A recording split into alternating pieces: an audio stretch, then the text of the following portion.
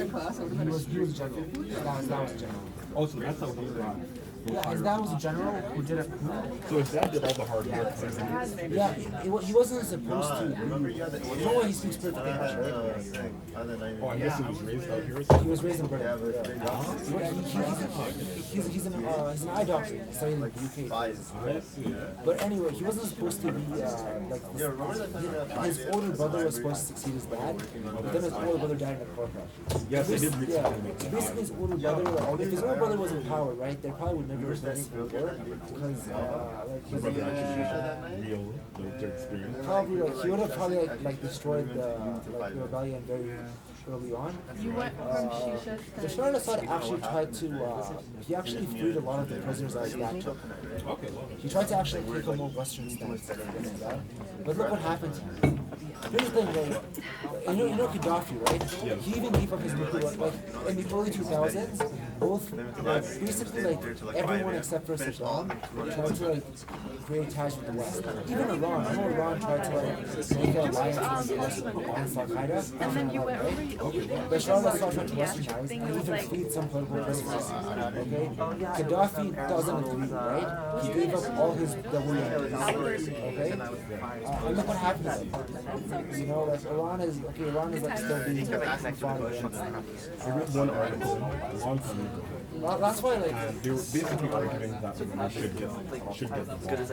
And the idea is that it would create, it would actually make the Middle East more stable because right now there's a power balance between Israel and everyone else. So if Iran got it, then it would actually be and the whole concept of nuclear destruction, all of that would kick in, I was and the war would be a lot expecting less. a little bit better. and we can blast all of them. Because I was like...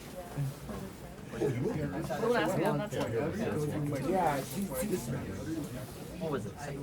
bro, you know what? And he's half Arab. All I know is that it's No, my it's, favorite. no, He honestly wants war with it. It's actually By the way, you know for the essay drop back for your diet? Yeah. The class, you know the class average was? What? It was like a 61. Like 61, 63. So we did great.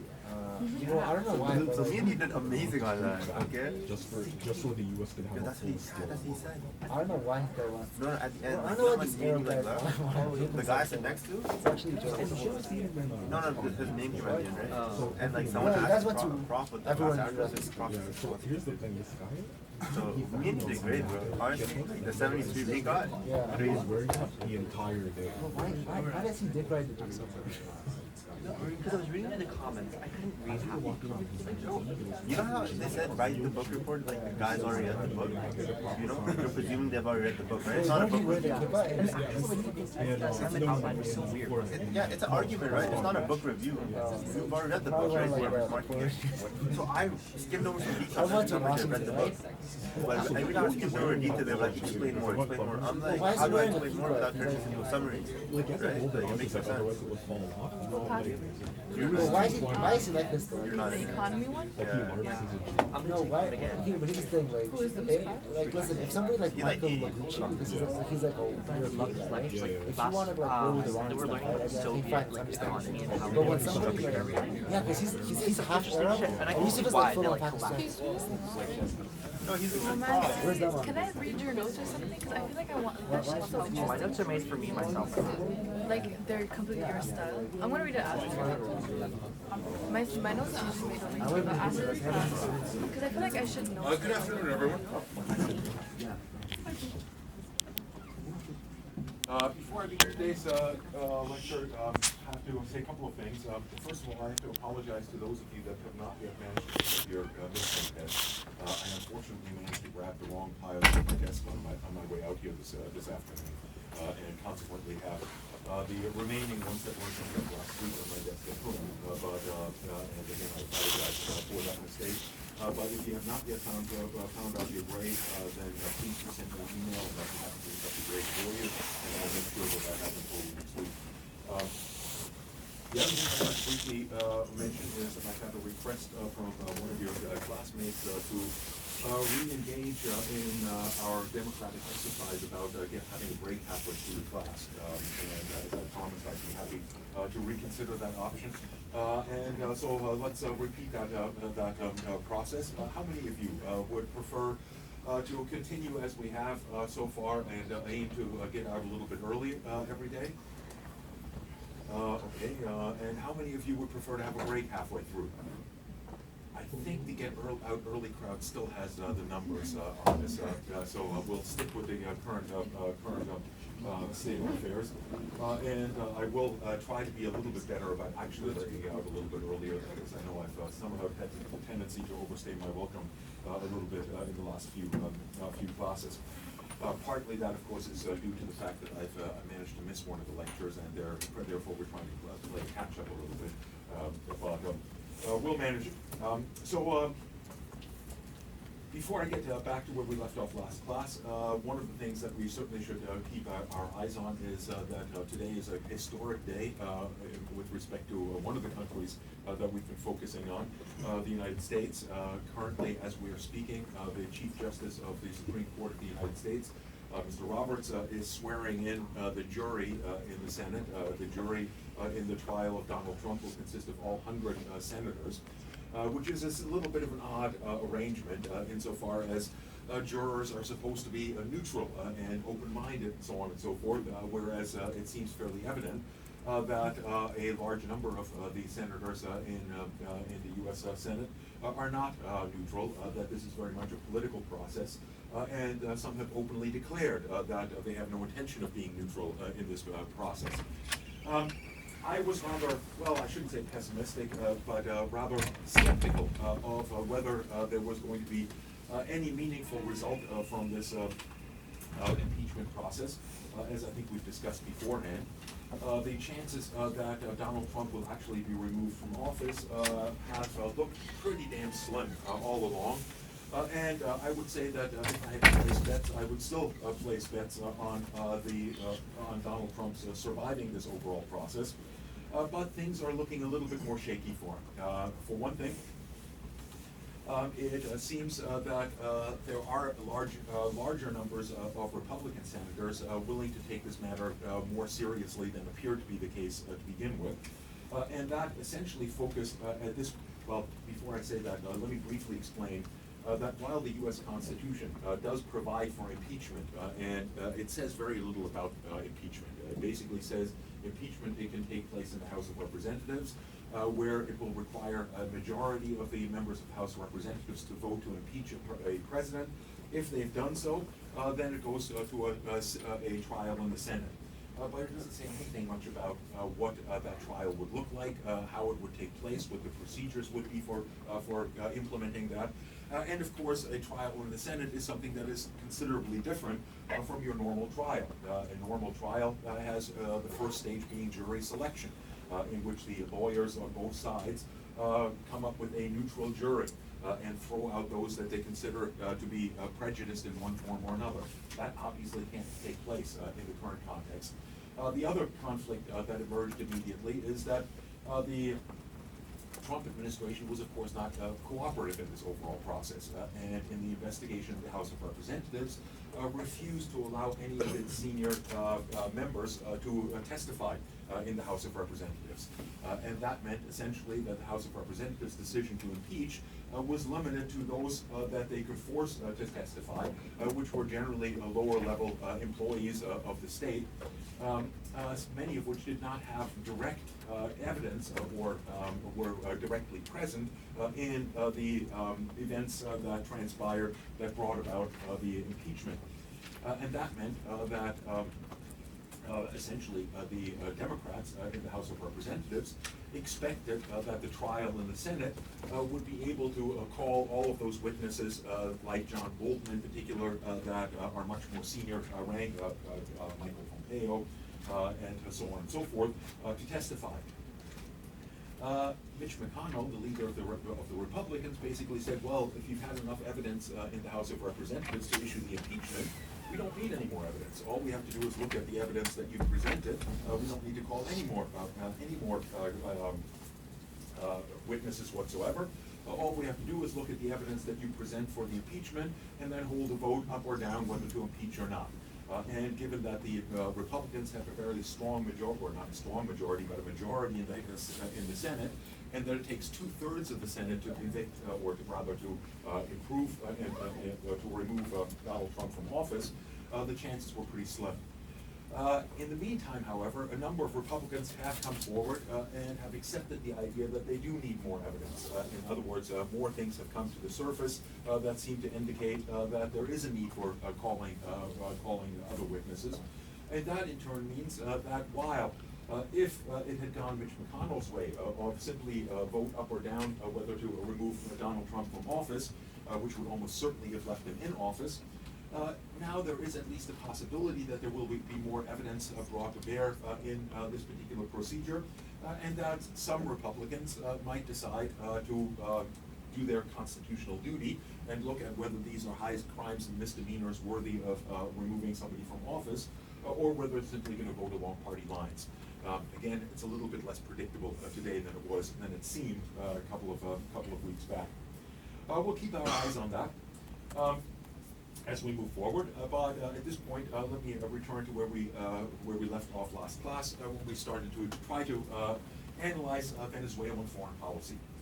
And toward that end, I began our discussions of Venezuela by trying to put the current Venezuelan situation into its overall historical context, to a certain extent as we try to do with the United States, and as we will continue to try to do with the various case studies that we're looking at in this second term.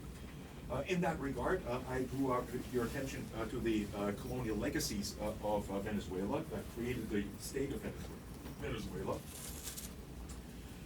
which is fairly typical of the experience of Latin American countries more generally.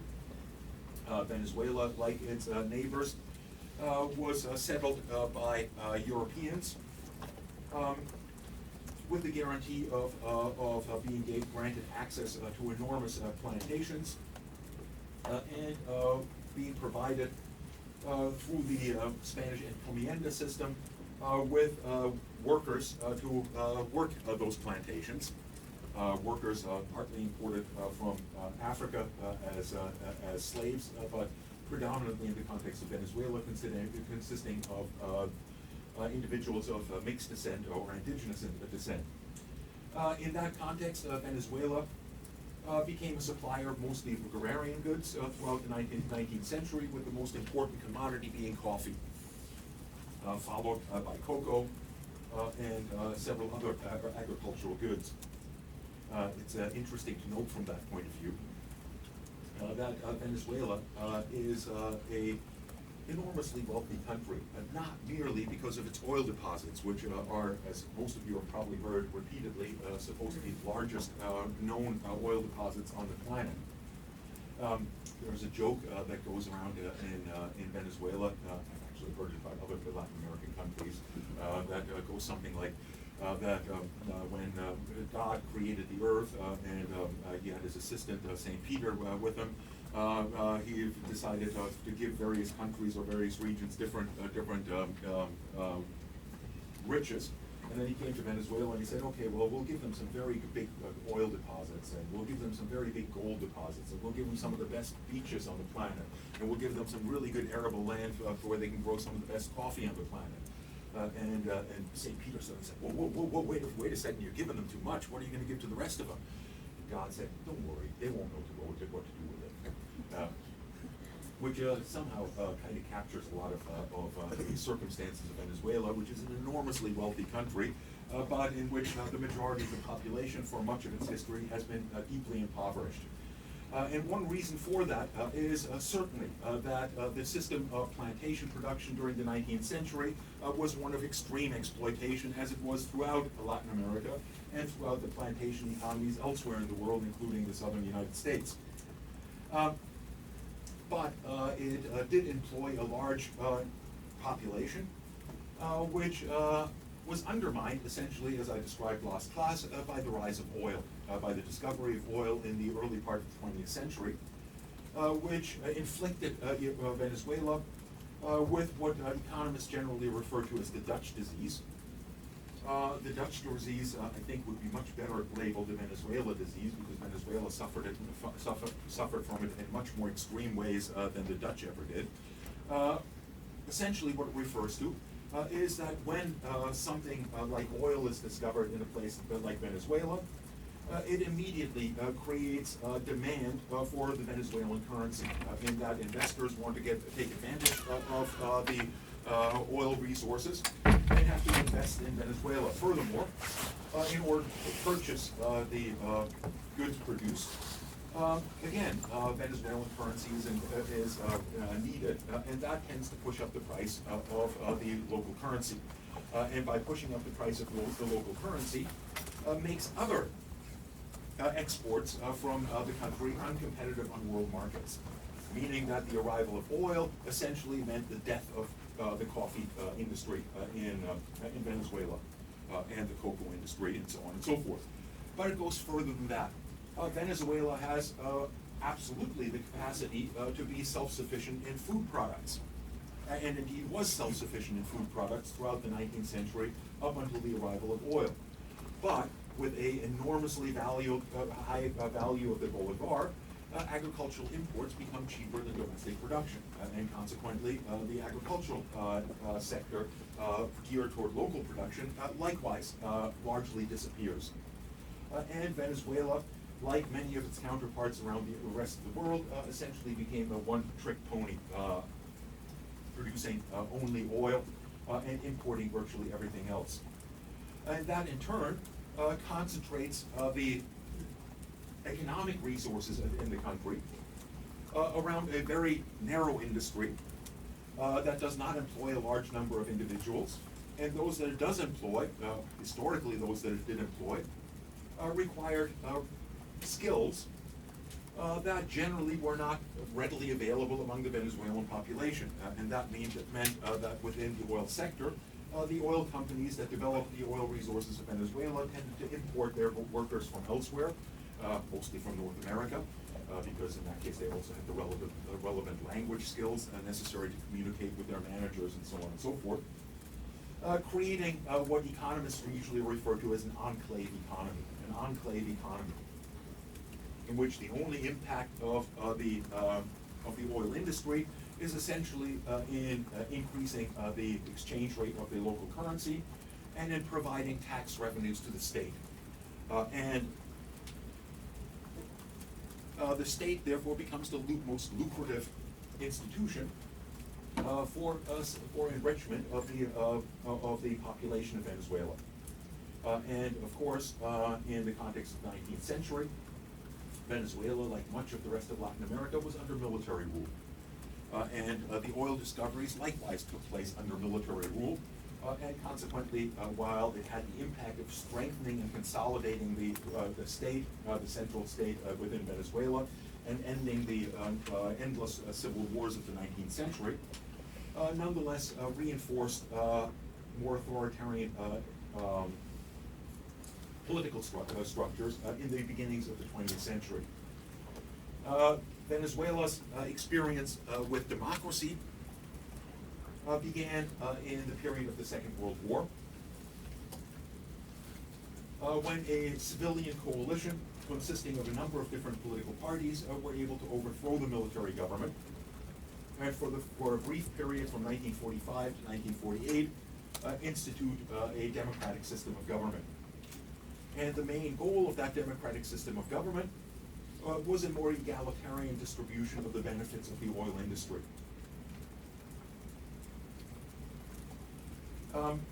Toward that end, their biggest success during the 1945 to 1948 period was to renegotiate the agreement between the oil companies and the Venezuelan state. The dictator that was in control of Venezuela at the time of the discovery of oil was a fellow by the name of Gomez.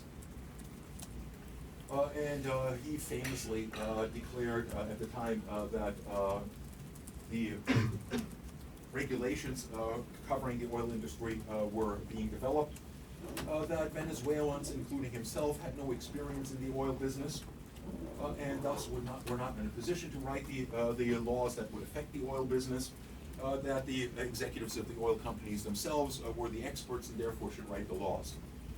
As you could probably imagine, that meant that the Venezuelan state got a very paltry share of the profits that were generated by the oil industry, which the government of Acción Democrática under Romulo Betancourt, they in those 3 years renegotiated on the formula of 50-50.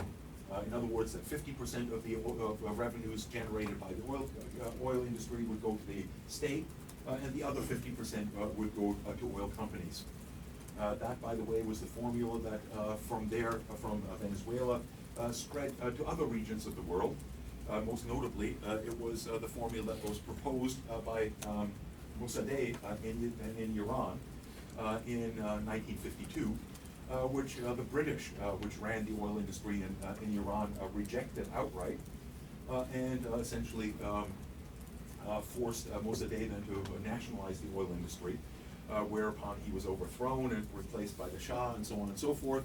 After the Shah took over Iran, guess what formula he used for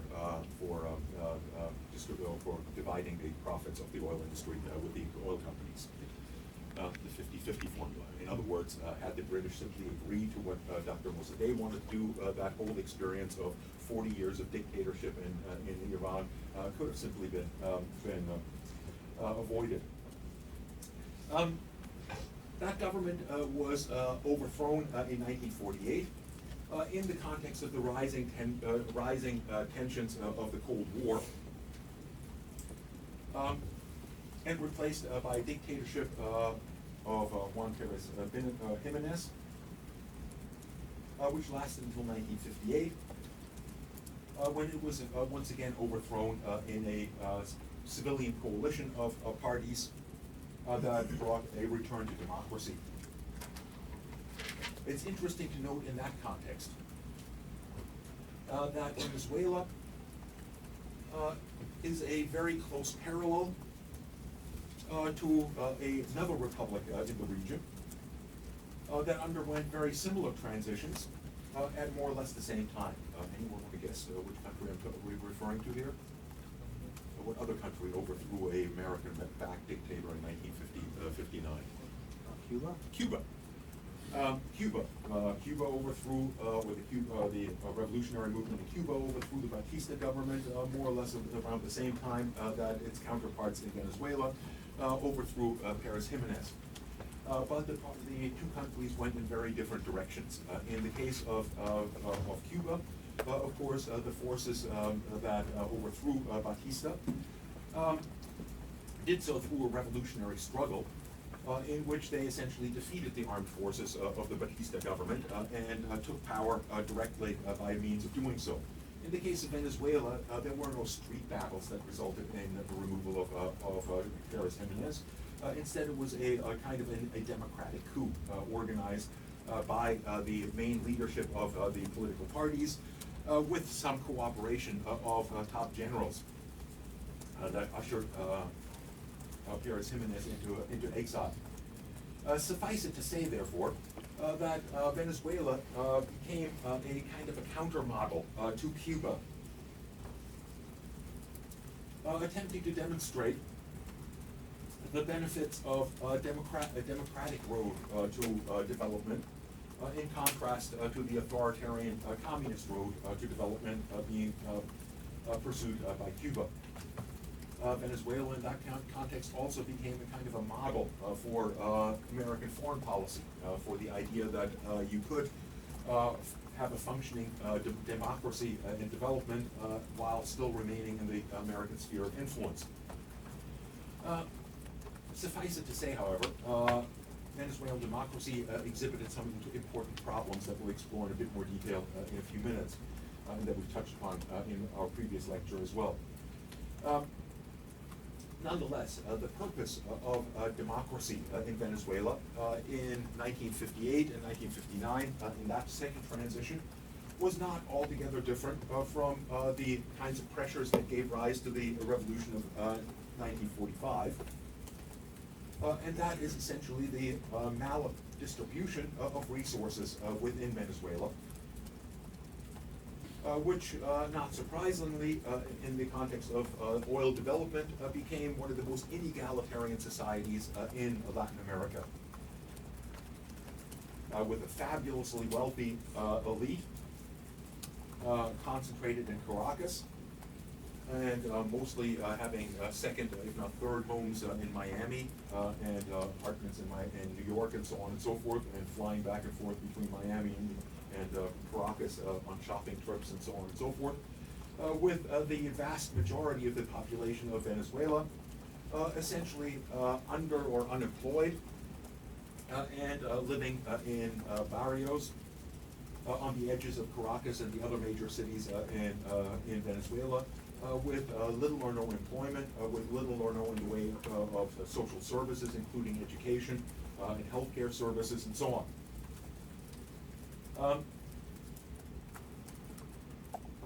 Redistributing wealth, however, was necessarily always a challenge to those upper class elites in Venezuela. And those upper class elites in Venezuela had very close connections to the ranking officers in the military itself. And therefore, a key to consolidating democracy in Venezuela, well understood by the political leaders of the major parties, was not to give those elements within Venezuelan society that had the power to overthrow the government a reason to do so. And that essentially meant that any attempts by the democratic government to redistribute wealth by imposing drastic land reform and things along those lines was from the outset off the table. There was some minor land reform, but it was rather disappointing, in particular to those forces that gave rise to the democratic revolution to begin with. The result of that is that the rise of democracy in Venezuela coincided with the rise of an insurgency against that democratic government. An insurgency run primarily by the Venezuelan Communist Party that sought to emulate the Cuban model within Venezuela, and a much more drastic transition to a more egalitarian kind of a system. In Cuba, of course, that revolution worked. In Venezuela, it failed miserably. Why? The leadership of the Communist Party in Venezuela primarily came from intellectuals in the cities, from the educated classes that had been exposed to the writings of Lenin and Marx and so on and so forth as part of their education. And the communist parties in Latin America, following the Soviet model, viewed the champions of communism as coming from the industrial working class, and consequently organized primarily among industrial workers and through the union movement within that context. The problem in Venezuela is that the industrial working class represented maybe 3% of the population, maybe 5% at the top, and they were concentrated in cities, other than, of course, in the oil industry itself, in which many of the workers were foreign.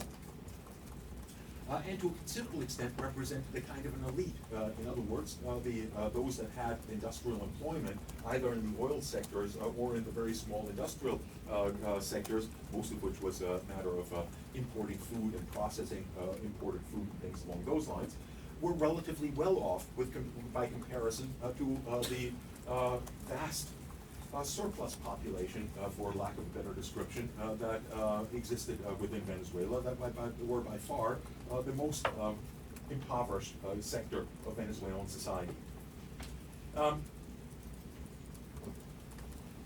In Cuba, the revolution succeeded on the basis of the ability of the forces of Che Guevara and, more importantly, Fidel Castro, to gain the loyalty of the local population, especially the rural population. That provided them with foodstuffs, that provided them with shelter, that hid them away, and so on and so forth, and allowed them to wage asymmetric warfare against the vastly superior military structure of the Cuban government. In Venezuela, those revolutionaries essentially had their base in the cities. And guerrilla warfare doesn't work very well in the cities. And consequently, in trying to imitate the Cuban model, they very quickly took to the hills, but found themselves essentially alienated from the local populations. They had nothing in common with the local populations. And consequently, the insurgency that carried on throughout the 1960s more or less sizzled out by 1968 in a more or less complete defeat. The other means of dealing with the problems that brought about a democratic transition, if a drastic redistribution of wealth is off the table, was to increase the percentage of the oil profits to the, or of the oil income to the Venezuelan government. Now, the Venezuelan government had already agreed to this 50-50 formula and stuck to that 50-50 formula up until the 1970s, when the oil industry was nationalized under Carlos Pérez Jiménez. No, Carlos Andrés Pérez, sorry, similar names in Venezuela. And therefore, the main achievement of the Venezuelan government and the main drive in terms of its foreign policy was to increase the income by increasing the price of oil. Venezuela, in that sense, became the driving force behind the organization of OPEC, which began in the early 1960s under the leadership of Venezuela's oil minister,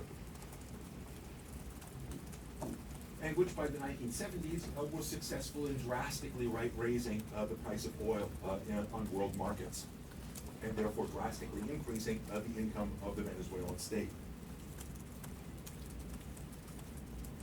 It's interesting to note that this was done in the context of a country that was viewed as a very positive model in Washington. In other words, there's little evidence that Washington was much concerned about the rise or the creation of OPEC as a means of regulating and to a certain extent increasing the price of oil on world markets.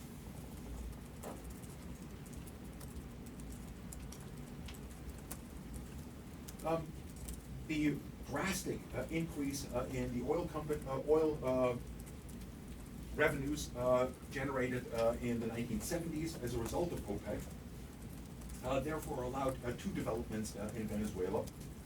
One domestically is that it expanded the ability of the state to spend.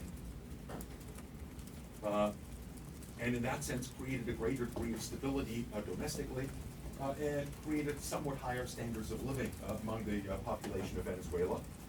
So much so that during the 1970s, Venezuela became a target of migration from other regions of Latin America, especially in the context of the growing movement toward authoritarianism in other regions of Latin America throughout the 1960s and 70s. Venezuela, in that context, became the kind of an island of stability and free from the kind of repression that was taking place in Argentina, Brazil, Chile, Peru, Paraguay, Uruguay.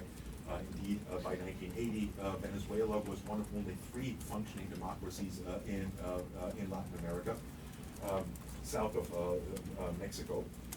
One was Costa Rica, which was rather exceptional.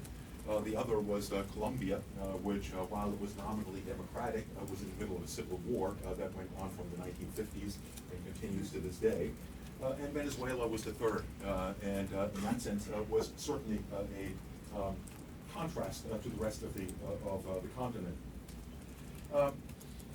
But it's also, as I mentioned last class, in the context of this enormous wealth in the 1970s and early 1980s, that Venezuela became a darling of the banking community internationally and was showered with loans from international banks. That meant that by the 1980s, Venezuela, despite its enormous oil wealth, faced a debt crisis and was forced to impose a austerity program on its own population, which essentially, for lack of a better description, destabilized the democratic regime. We talked about that briefly last class when I mentioned the Caracazo that took place in early 1989, which was a protest against the increase in prices, in particular for public transport, was the spark that set off the riots. And that resulted in a policy being adopted by the government to clear the streets by any means necessary. In other words, to shoot first and ask questions later, and it's estimated that well over 3,000 people were shot in the streets of Venezuela in that burst of violence. That in turn created major opposition to the elected system of government. I mentioned last class that the elected system of government, which alternated power between two parties, Acción Democrática and COPE, which were united under a pact called the Pacto de Punto Fijo.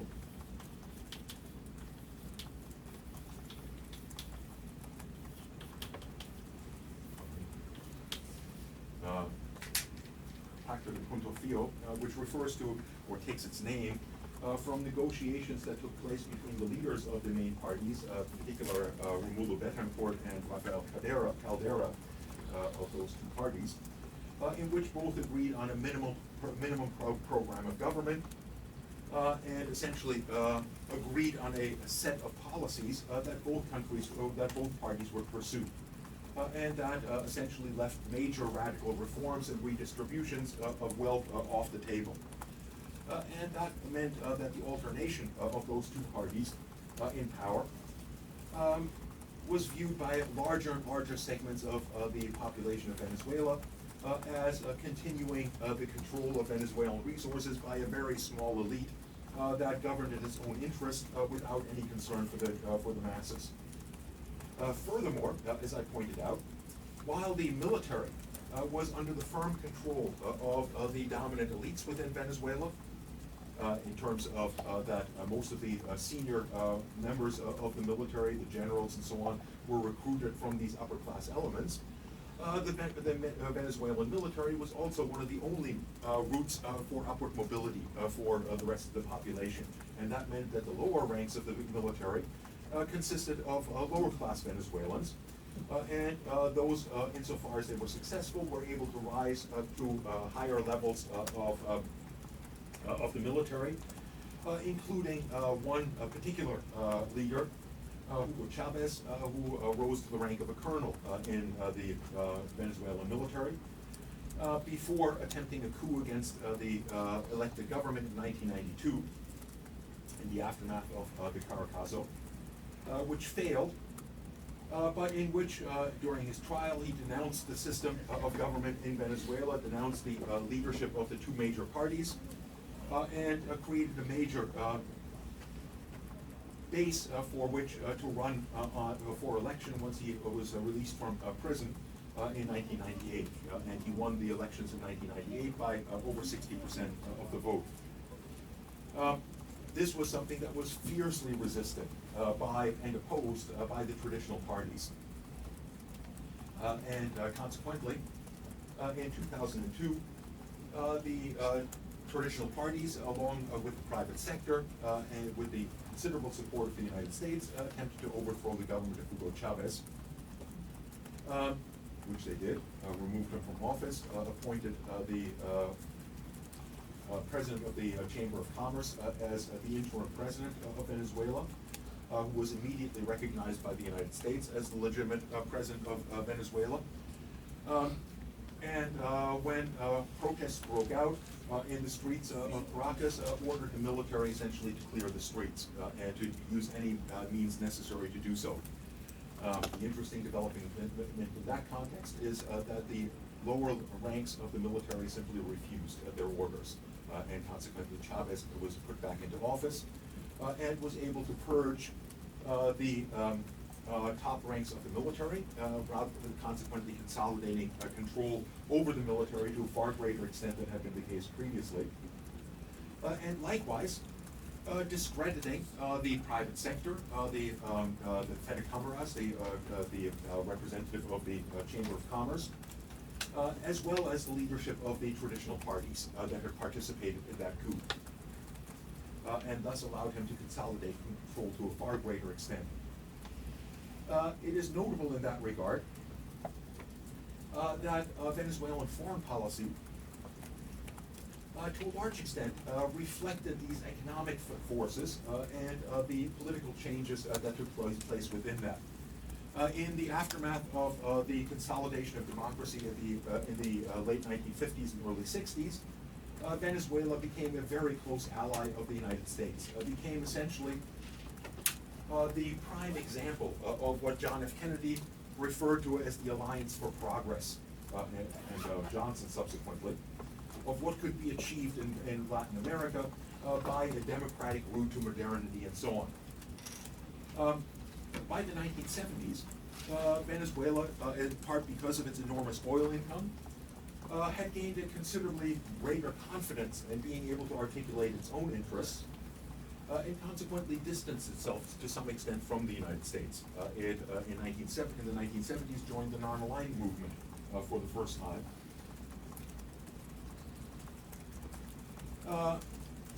Which did not. The non-aligned movement by the 1970s was relatively weak. It had lost its major supporters, such as Abdel Nasser and Nehru and Sukarno of Indonesia, but was symbolically still of some importance. By the 1980s and the debt crisis, that brief period of greater room to maneuver that was provided by the growing wealth of Venezuela in the 1970s had returned to a state where Venezuela was seeking favor from the major institutions of the international system, in particular the IMF and the World Bank, and therefore drew much closer to the United States once again.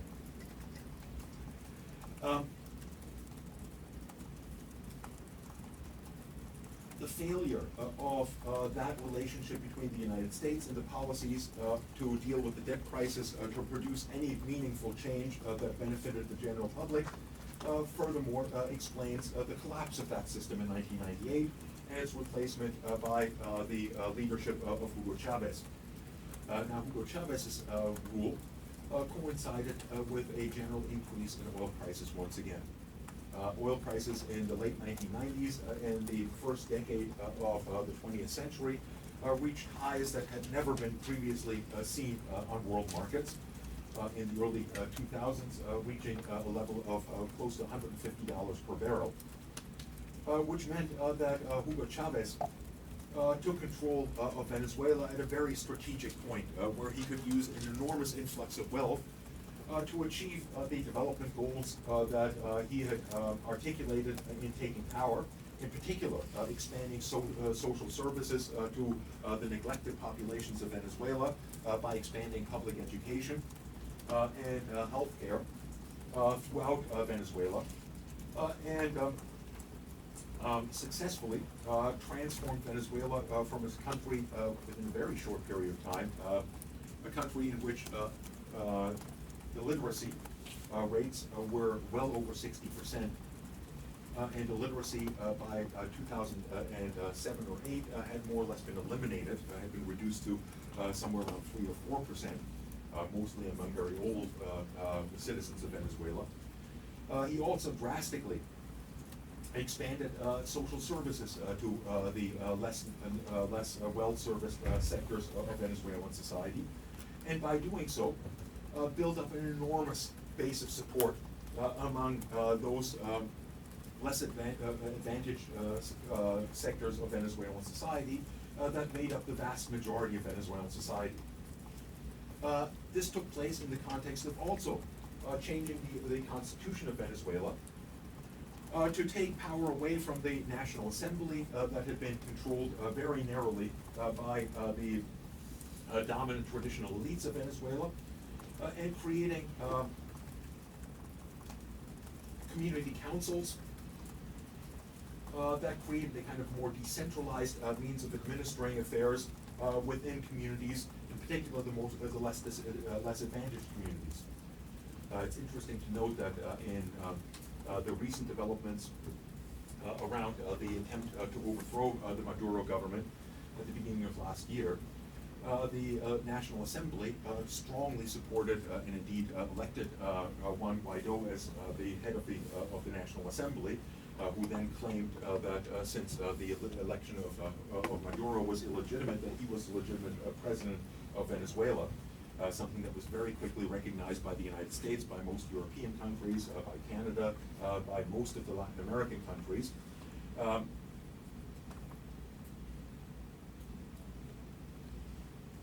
did I get onto that? Sorry, I lost my train of thought there for a second. Yes, Vijay Parshat, one of the better political scientists in the United States, published on his blog a photo of the National Assembly of Venezuela and another photo of the Constituent Assembly that is mostly controlled by supporters of Hugo Chavez and of Maduro. What's very interesting in that is that if you look at the photo, the National Assembly consists of virtually nothing but white faces.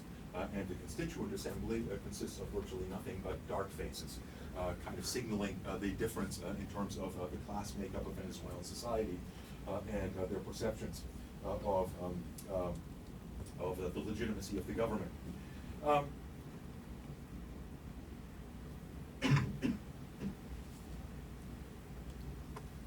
Hugo Chavez in that context was able to transform Venezuelan society in rather important ways.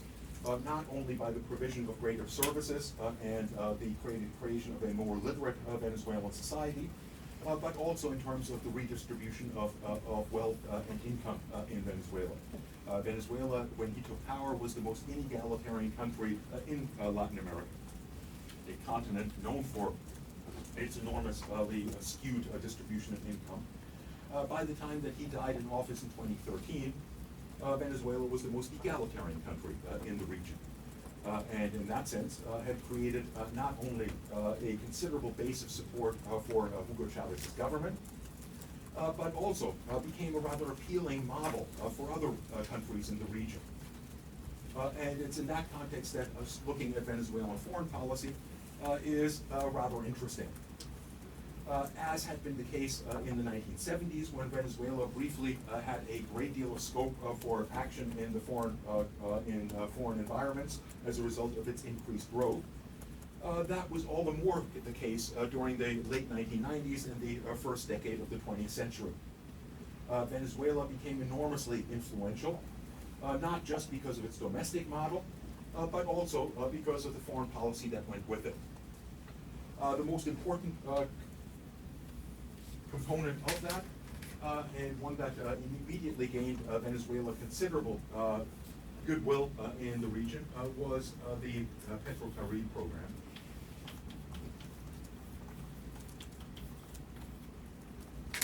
Whereby Venezuela provided subsidized oil to countries in the Caribbean and Central America, including Cuba. Which was provided on the basis of very favorable credit and was negotiated in such a way as to allow countries in the region to pay for that oil in kind. Meaning that Cuba paid a considerable amount of it by providing educators to run the literacy program in Venezuela, but more importantly by providing doctors to staff the expansion of health clinics in Venezuela. Other countries in the region were able to pay for some of that by providing agricultural imports into Venezuela to meet the food needs of Venezuela.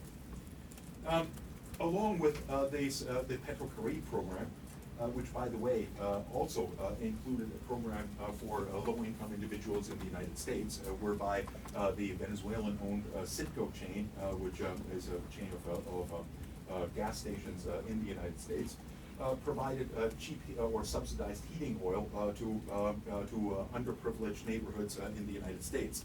In essence, public relations stunt to gain favor among the American population, especially the lower classes in the United States, for the Bolivarian Revolution, as it became to be known.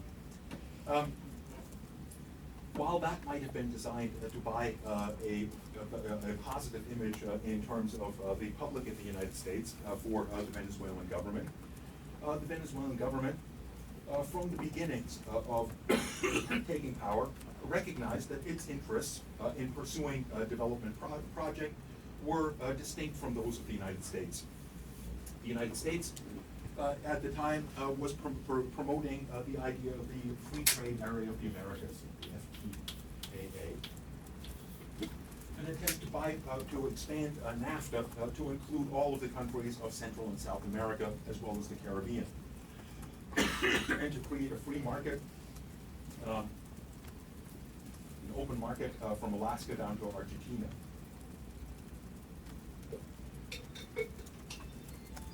Venezuela rejected that.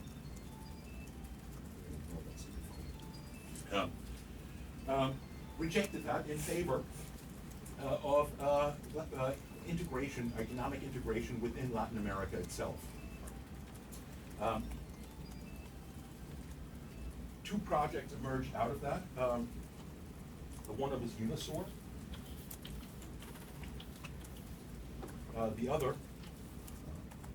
The other, which was more actively promoted by Venezuela, was ALBA.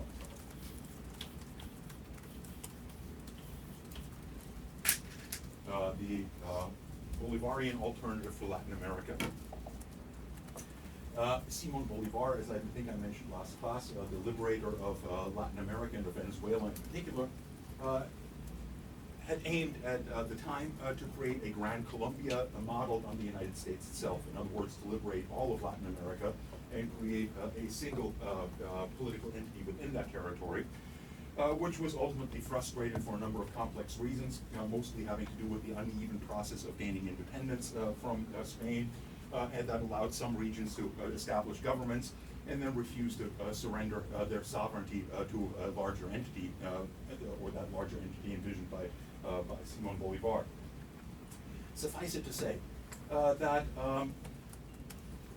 Hugo Chavez started that project up again, and one reason for that was to sever the countries of Latin America from the North American market. In that the free trade area of the Americas, as many economists have pointed out, was likely to exacerbate the inequalities within the region by undermining established industries within Latin America that could not, without protection from their North American counterparts, compete with their North American counterparts, and thus would likely go into bankruptcy and exacerbate the level of dependency that existed between Latin America and North America to a greater extent.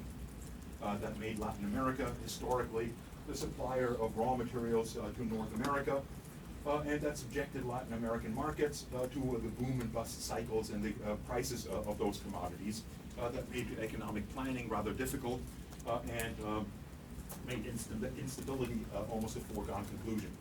You had a question about that? You already answered it. Okay. Yeah. He was helped in that regard, partly by his Petrocarib program and the positive image of Venezuela in the region, but in particular by the rise of governments, partly at least inspired by the Chavez example. In essence, what became known as the pink tide in Latin America. That increasingly also rejected the idea of the free trade area of Americas and viewed positively the idea of regional integration as a counter to American dominance of the region. It should also be noted, however, that while this project was initiated, it depended on some rather unusual circumstances. That made possible this move toward a more independent foreign policy that previously would have been very problematic. One of those is that the United States was to a large extent distracted in the first part of the 21st century. Distracted by its focus on the Middle East in the context of the War on Terror. As such, there is considerable evidence that, in particular, the Bush administration did not view Latin America as particularly problematic. That, of course, was also the case because of the end of the Cold War.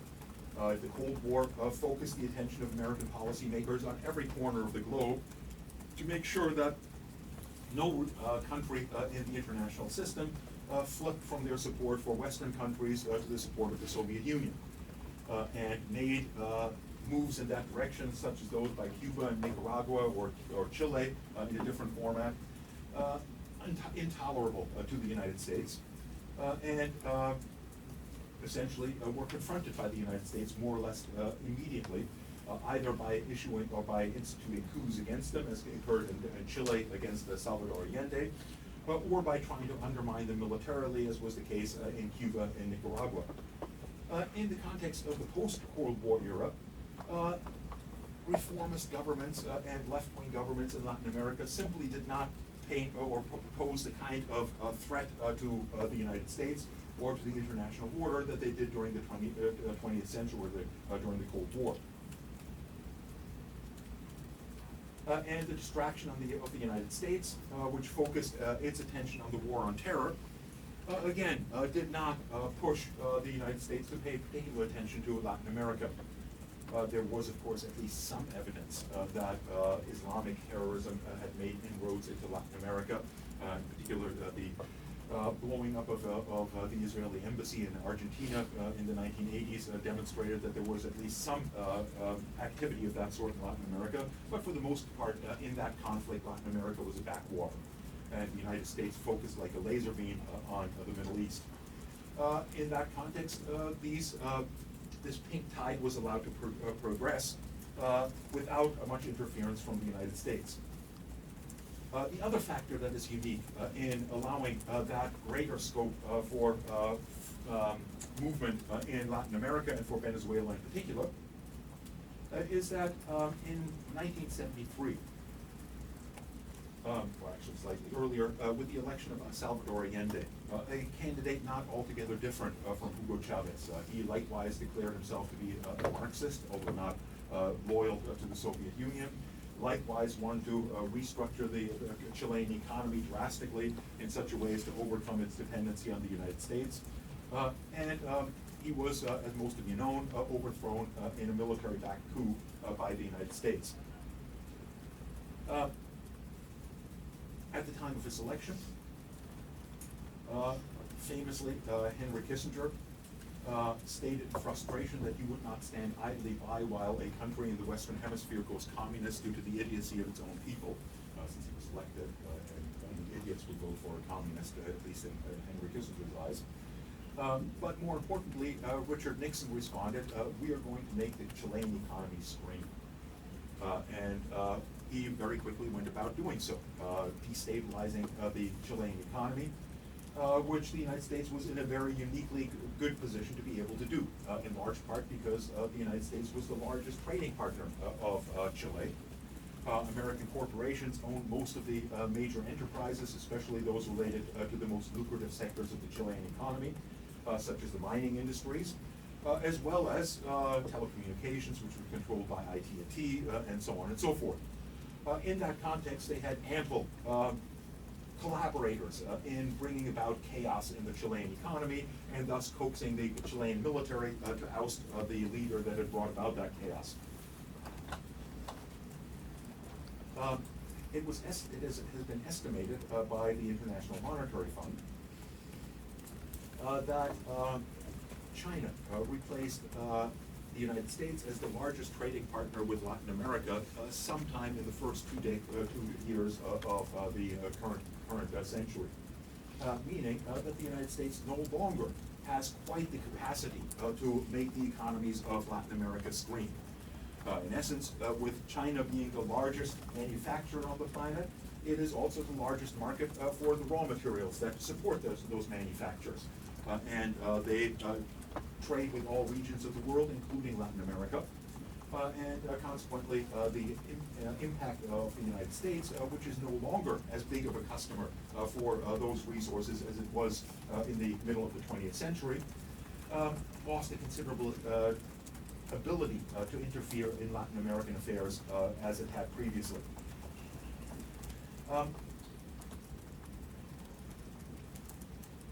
That situation changed rather drastically with the economic collapse of 2008 and the collapse in oil prices that went with it. Again, there's little or nothing that the Venezuelan government could do about influencing world oil prices. OPEC, which was successful in having an impact on oil prices in the 1960s and 70s in particular, was no longer able to influence oil prices, in large part because it no longer controlled most of the oil suppliers on world markets. In the 1960s, when it was organized, getting Iran, Saudi Arabia, Nigeria, Venezuela, and the Gulf Emirate states to go along with OPEC was relatively easy. But since then, you have Norway, you have Britain, you have Canada as major oil suppliers, Mexico, and so on and so forth, none of which are members, and most importantly Russia, none of which are members of OPEC. And that means that imposing restrictions on the supply of oil in order to drive up prices might have a slight impact on prices, but will benefit the free riders like Russia just as much as it will benefit those that actually make a sacrifice in this regard, and has made it much more difficult for OPEC, therefore, to come to defense of oil prices. Venezuela, of course, could do little or nothing about that collapse of oil prices, but it had an enormous impact on Venezuelan society. First and foremost, it prevented Venezuela from continuing the generous social benefits that were financed by the oil income in the previous decade. And in that sense, to a certain extent at least, undermined the support for the Chavista government after Chavez's death, in particular under Maduro. But it also brought forward one of the main problems with the Bolivarian project to begin with. And that is that while it aimed to redistribute the wealth of the oil industry in a more egalitarian manner, so as to bring the benefits of that oil industry to the majority of Venezuelan citizens, it never overcame Venezuela's dependency on oil by diversifying its economy. And again, that's a critique that has been voiced not only against the Venezuelan government of Hugo Chavez, but also more recently in critiques of the Morales government in Bolivia, that these left-wing governments were never able to overcome their dependency, and this was certainly one of their core aims when taking power, is to restructure those economies in a way as to make them more dependable. In this regard, Venezuela had attempted to deal with that in the 1960s. The oil minister in charge of the creation of OPEC started a program which became known as Sembrar El Petróleo, which stands for seeding the oil. And essentially, what he articulated at the time is that oil is a finite resource. It's a non-renewable resource. And Venezuela may be enormously blessed by having a huge supply of oil in order to enrich itself. But if it doesn't use the oil revenues in such a way as to build up a functioning economy, once the oil is gone, it will be in a similar situation to Peru once the silver was gone. The Spanish enriched themselves to a fabulous degree in their early phase of their colonialism on the basis of the silver mines in Potosi, Peru. They created enormous fortunes that went to Europe, but as Peruvians often point out, all the Peruvians got was a big hole in the ground. Nothing left after the silver was gone.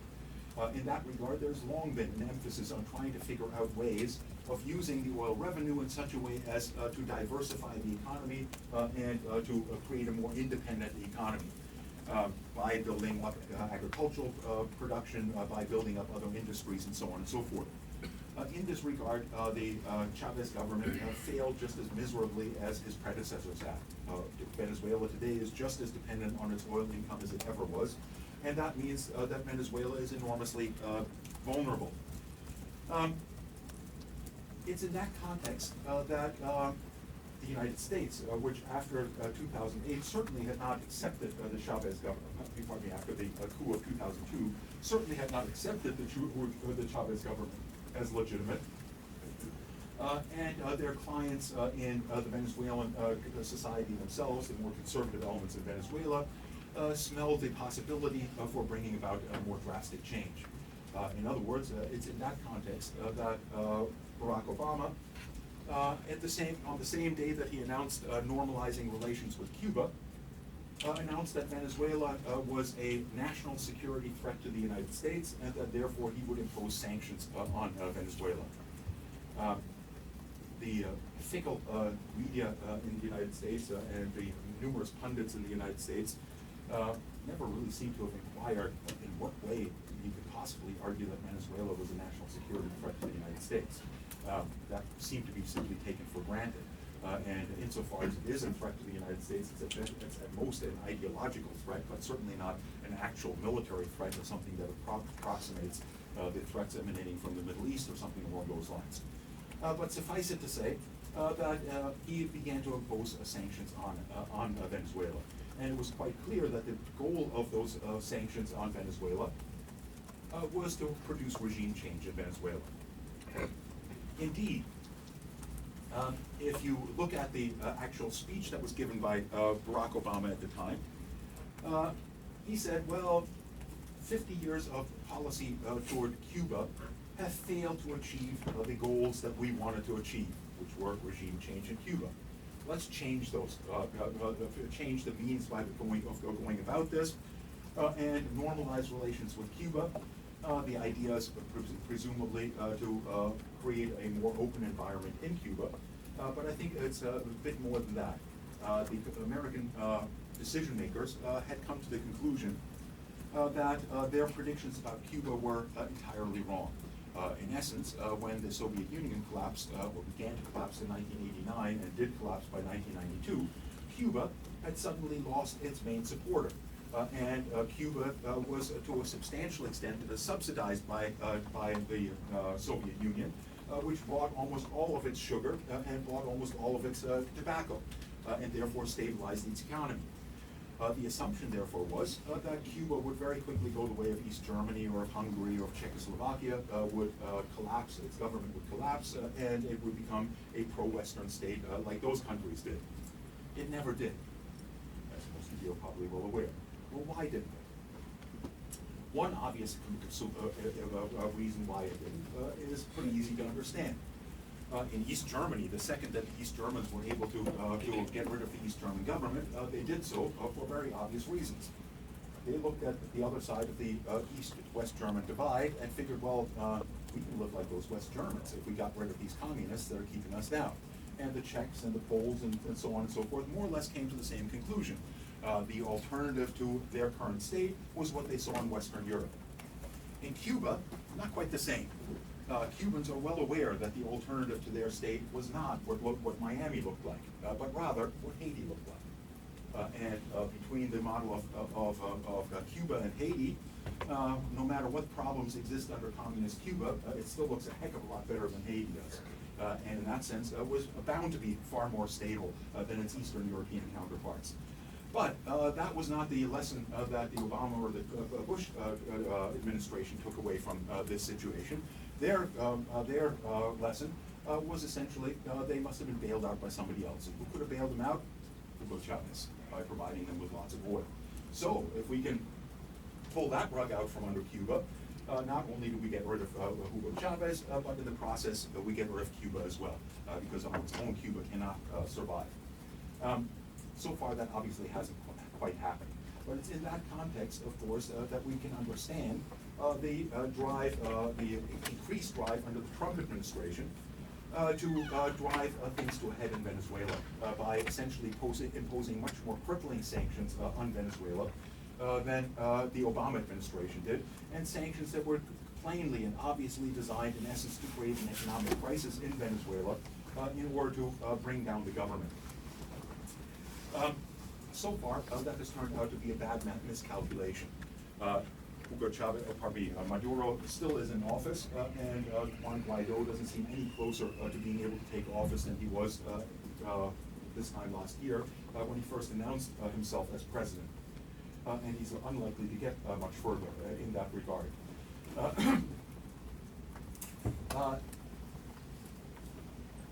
But what is fairly evident is that between the collapse of oil prices and the imposition of drastic sanctions on Venezuela, Venezuela has been reduced to a state where its economy is indeed screaming.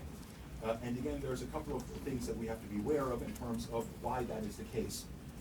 Why, contrary to what I was saying about the growing role of China and the lack of attention of the United States, in the current context, Venezuela is once again being driven into a state of chaos by the United States.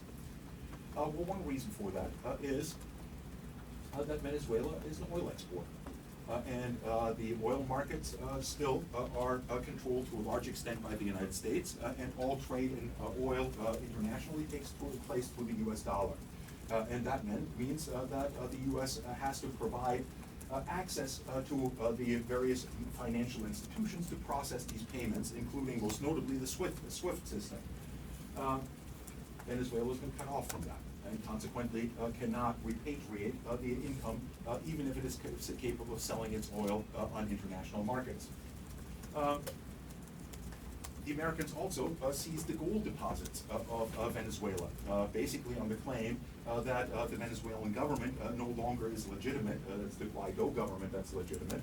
And therefore, whatever gold deposits were made in the Federal Reserve in the United States or in London no longer belong to the Venezuelan government. Again, cutting off Venezuela from an ability to meet its international debt obligations or from being able to access crucial resources for its domestic markets, including things like medicines, spare parts for its industrial infrastructure, and so on and so forth. In that regard, Venezuela is once again enormously vulnerable. It is also enormously vulnerable in terms of its oil. Venezuela, and you'll read a lot that is misleading in this regard. Hugo Chavez never nationalized the oil industry in Venezuela. That was done by his predecessor, Carlos Andres Perez, in the 1970s. He did nationalize a few local industries, but for the most part, the private sector in Venezuela is still pretty much intact, which is one reason why there is so much opposition from that private sector on the streets of Venezuela.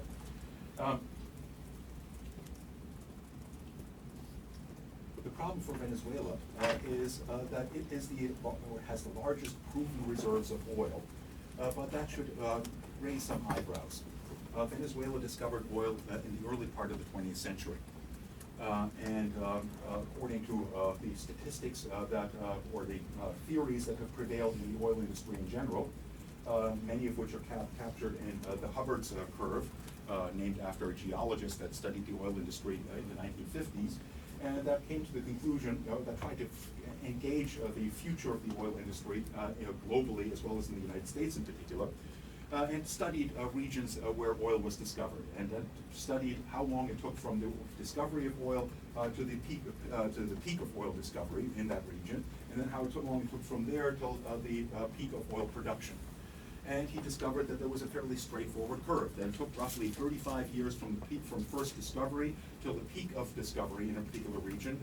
The first he studied was Pennsylvania, where oil was first discovered in the 19th century. And then another 20 years or so until the peak of production, and then after that it drops off very steeply.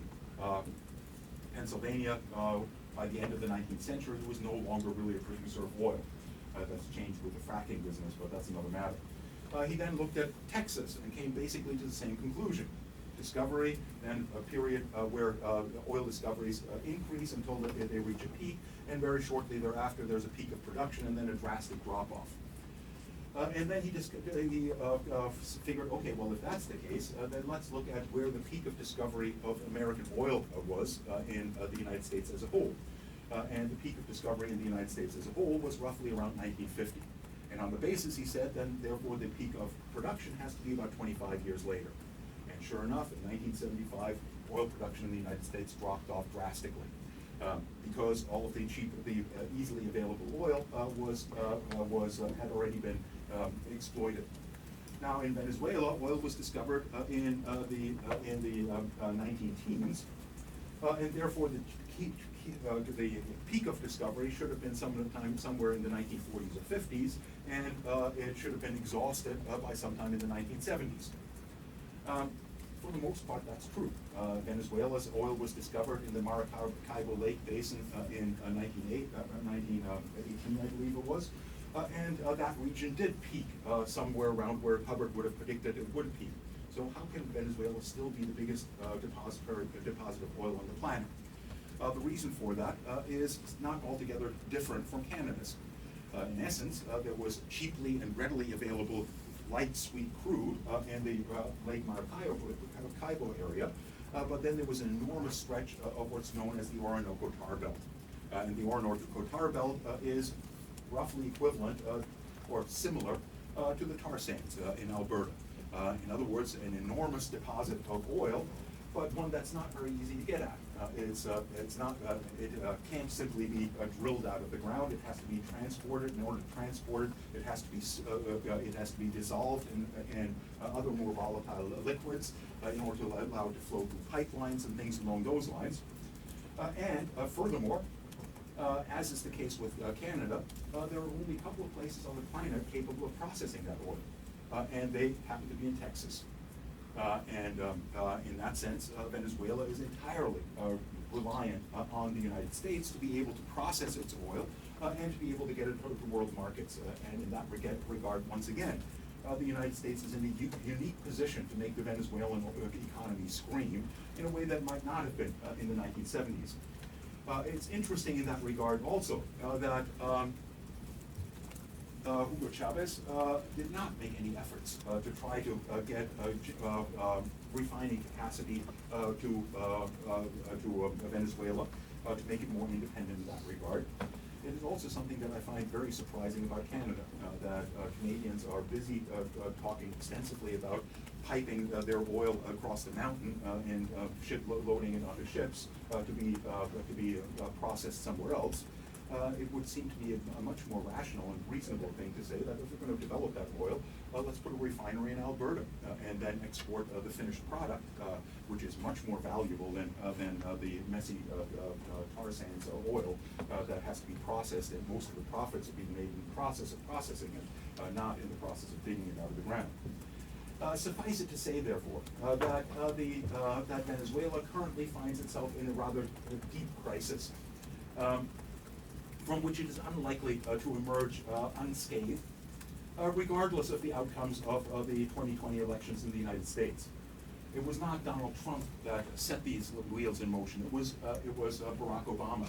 And in that sense, the foreign policy of the United States toward Venezuela is one that enjoys bipartisan support. And that bipartisanism support for the policy toward Venezuela is reflected in the mass media, in which you will virtually never see a reference to Hugo Chavez as an elected leader of Venezuela, but see them consistently described as an autocrat, as a dictator, or something along those lines. Furthermore, and I could spend several hours talking about the current situation in Venezuela and Juan Guaido's claim to the presidency. But Juan Guaido's claim to the presidency, which has been repeatedly announced by the press as having been accepted, recognized by practically the entire international community. Well, first of all, it's not the entire international community. It's 50 countries, which consist of all European countries, the authoritarian allies of the United States and Latin America, and Canada. China hasn't recognized Guaido. Russia hasn't recognized Guaido. No country in Africa has recognized Guaido. No country in the Middle East has recognized Guaido. It is a very narrow club of people that have recognized that. And Guaido was the leader of a party that holds only 5% of the seats in the Legislative Assembly. The Legislative Assembly is divided among a number of different parties that alternate the head of the Legislative Assembly between them. And it just so happened that it was his turn when he then declared himself president at the encouragement of Mike Pence, who met with him beforehand and apparently encouraged him to claim that he was the legitimate president.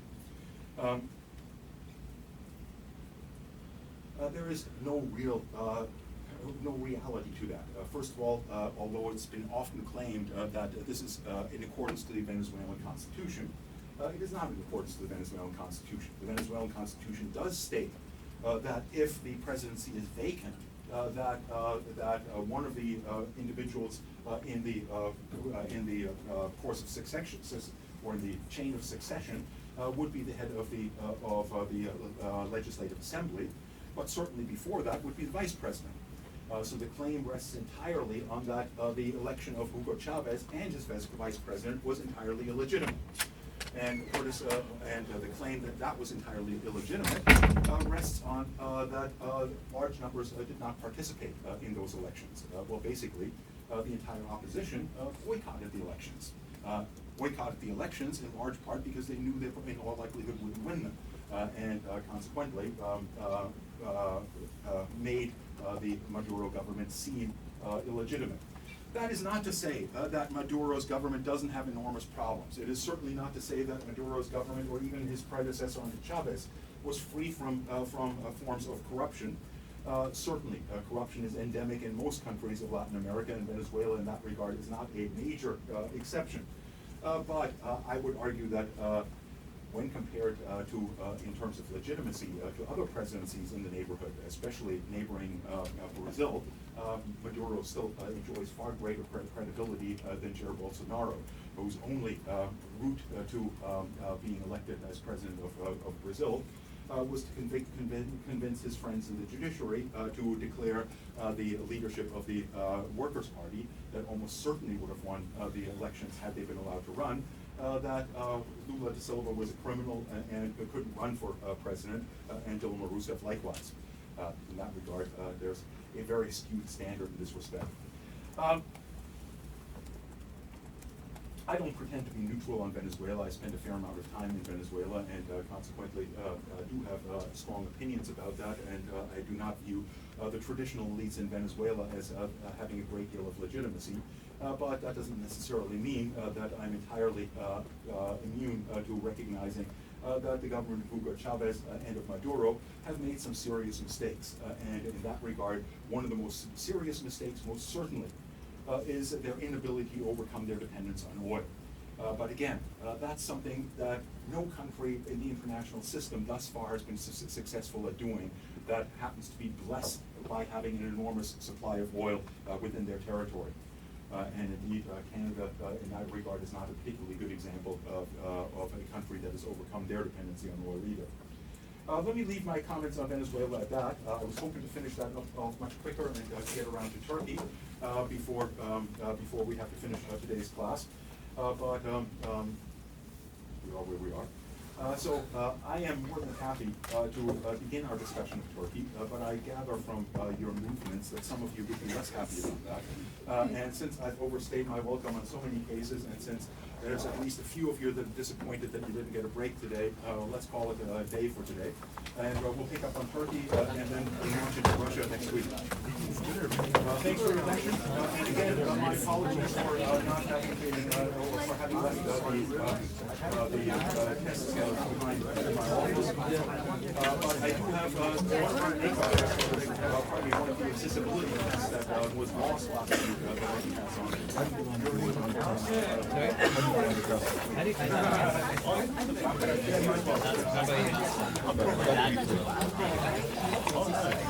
Yeah, the studying helps. Dude, we study. Bro, you know what the average is 7 on the dot? And I think just from talking to people, like, it was more clustered with, like, not a lot of people got it was really. So, like, really well. That's easy. The paper that's coming out is so much weaker than the other. Oh, yeah. Really good on that. That's a good each other. Like, you know, Because I have a whole cluster of essays due around that time. exactly. February, March. Same thing. So it's going to be even harder. Yep. It's going to be worth more too. I think it's 40%. Something. That's a nice start.